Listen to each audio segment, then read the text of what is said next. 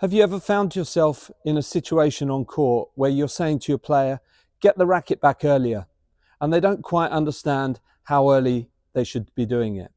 Perhaps you're saying to your player, no, you need to turn a little bit more. Well, how much is more? Using a reference point helps you to be more precise with your information. It helps the player to understand exactly what they need to do. And it also helps them to be able to evaluate their own performance because they can compare what they're doing against the reference point that you've given them. So here's the first example. Imagine you're at the baseline.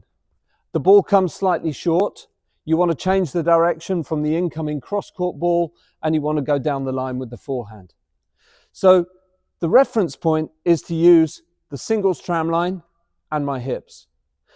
The instruction might be to make sure that the player is turning the hips so that they become parallel with the singles tram line.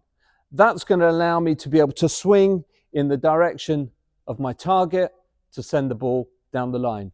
So the reference point is hips in line with the tram line. Reference point number 2. How often do we find ourselves talking to our players about getting the racket back earlier, preparing earlier? Well, you may be familiar with the concept of beating the bounce. The ball comes in, the ball bounces. You want to get your player to prepare earlier. The question is, how much earlier does that need to be? A very simple reference point which you might use and which you might find effective is to get the player to take the racket back before the bounce of the ball. Most players, as we know, prepare too late. So if we can get our player to prepare the racket before the bounce of the ball, then that should give them plenty of time to be able to make a strong contact in front of the body. So the reference point is get the racket back before the bounce. Reference point number 3. How often do we find that our players swing on a very level plane? They find that the ball is going very close to the net.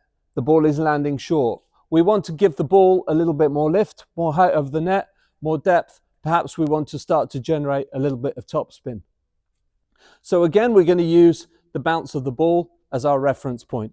Not where the ball is bouncing on the court this time, but the top of the bounce after it has bounced on the court.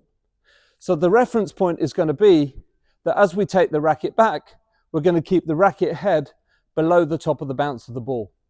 So if the racket head is level or above the top of the bounce of the ball, we have a problem. If we can drop the racket head below the top of the bounce, then we can swing up and we can provide the height, the depth, perhaps the spin that we're looking for. So a few examples of some very simple reference points which you might be able to use in your coaching.